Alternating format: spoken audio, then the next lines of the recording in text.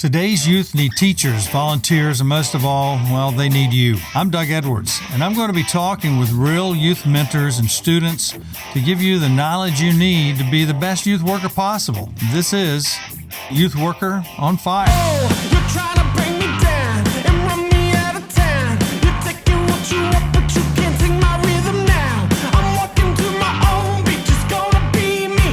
I'm not replicating nobody. All student ministries are not made equally. Or, in other words, they're not created equally. All students are not made for all student ministries. Both students and student ministries have their own personalities, dispositions, and characteristics, their own aroma. I found the same to be true of schools and communities, different towns. Set the pace.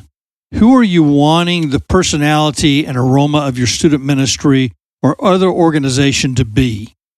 What do you want regular and new students to feel when they walk in and when they leave those small, large group feelings? This can apply to your family, your business, your volunteer groups, who you're volunteering with. It works with non-Christian groups as well as Christian ministry groups. So here's a few things that you can do. One is this. Visit the best student ministries in several counties that you know about. Ask if you can come over and just observe. Or go beyond that, if you can go farther away. I know I went to Saddleback and I went to North Point, one in California, one in Atlanta. And take notes on what you felt, not just what you saw. Take notes on what you felt and how to adapt that to your groups. We all have feelings about where we go. And we remember who makes us smile and who makes us feel good. Go to concerts that students love, Christian and secular. Don't just go to the Christian ones, because if you're really trying to reach the lost, which is what our commission is, that we help disciple the found, the Christians, students, but we help deliver the lost who are in the secular world. So both visit Christian and secular communities or concerts. What are they responding to in these concerts? What leaves them disinterested? Where is the lull? Where is the high? How can you open and close meetings with what kind of music or art or videos or whatever it is? Or maybe it's nothing to do with that. Maybe it's just a group hug or something. I'm just throwing that out there, not suggesting it. Number 3, theme parks that students love. Now, we live in Central Florida, and so we have Disney and Universal and SeaWorld and just the list goes on. You may have some others closer to you. What you can't duplicate, but you can bring that one element that will bring an atmosphere of warmth and energy. What is that thing? What is that one thing that you can bring back? Or maybe 2. Or maybe you need to ask your students, when you went to this event at this theme park, what was one thing that if we could do it every week or once a month that you would do? What's that one thing that we could bring back? How did you feel? You might question students if they went to concerts that you haven't gone to, or comedy clubs or whatever it is, or places in the community that people often go to, students often go to. What are some of those things? They used to go to the mall, Why? Because other students would be dropped off at the mall and they could actually meet them there and not be supervised by parents. Is that the right thing to do? Not as a parent, but that's what happened. And now we have other places that they do that. Social media is the big one, and parents don't seem to have much control over that either. The above, those 3 areas especially, is for your main meeting. Things I could not bring back or buy. I had great craftsmen, and we let students add their touches and ideas, and we would incorporate as much as possible so that they had ownership. Now, I know some of the people that I'm talking about now actually listen to this podcast. One of my staff couples would carefully, with drop cloths on the floor, because there was carpet there, let students dip their hands and feet and have a trail on the walls. They would actually, my staffer was so big that he would lift them up and they would press their feet on the wall, making a trail around the room on the side wall, and sometimes on the ceiling. As new students came in over that year, they would add their foot or handprints to the wall and ceiling and paint their names and the date. Those prints stayed up for years, and younger brothers and sisters would love to be in the room or class on Sunday mornings and weekday small groups and feel the energy it created, that one small thing, which was a big thing.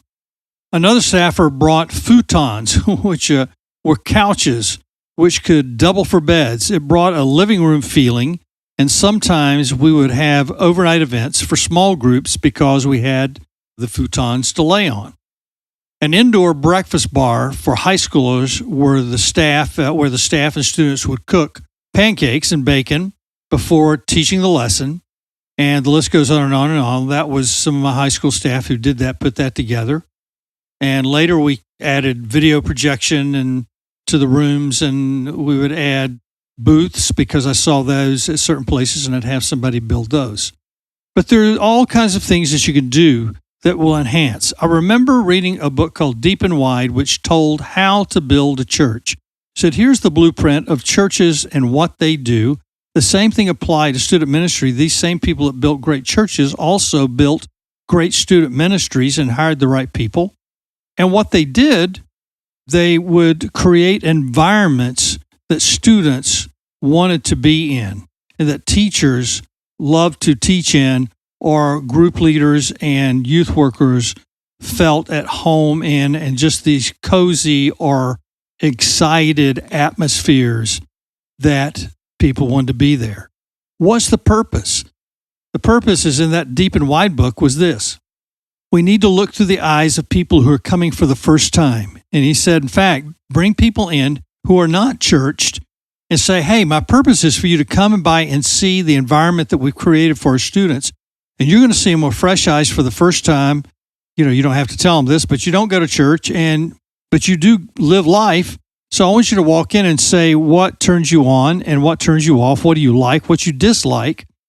And that was one of the things in Deep and Wide that they said, bring people into your church or your youth environment or whatever, and have them tell you, not just one or two people, but different amounts of people, and so that you can change those environments. He said, some things that we leave out and create, basically we get used to, and we don't change, we don't fix. And so when people come in, they go, oh man, I hate this atmosphere. Oh, I don't like that smell. Or I've been in places where the church smelled bad. Have you? Youth rooms smell bad. I've been in places to where it looks like, man, they don't take care of their place. So you can ask those people, bring those people in to create those environments. Our purpose is to reach a lost world. And our purpose is also to prepare those students that are inside our walls to go outside the walls and to have an atmosphere of learning and love where they want to bring their non-Christian friends in. When I first started our student ministry, I was out of Youth for Christ and I spent 29 years at the church. But my first years, I would say to the students, and throughout the years, we want you to bring your friends who don't go to church anywhere. If you bring friends that go to other churches, great. You can go visit theirs too. That's awesome. But we specifically want you to bring your friends that don't know Jesus. We want to care for them. We want them to feel welcome here. And because we would put that out there over and over and over and over again, students did just that. And when people came in, they often felt loved and cared for, and they would come back. Now, you can listen to other episodes of my volunteer staff and hear about some of these stories. So go back and listen to Chad and Serena and Nicole and Jim and Hank, and the list goes on, Mary Loma, the Fergusons, and hear some of these things. Jason Magus, the list goes on and on and on, and there are other students that talk about it as well. You guys have a great day, and don't forget to be creative, be the person that you were meant to be, and bring people who don't belong into your world to belong. You've been listening to the Youth Worker on Fire podcast. If you like what you hear, please subscribe and tell your friends. Also, leave a comment and tell us what you think. Stay tuned for more informative episodes.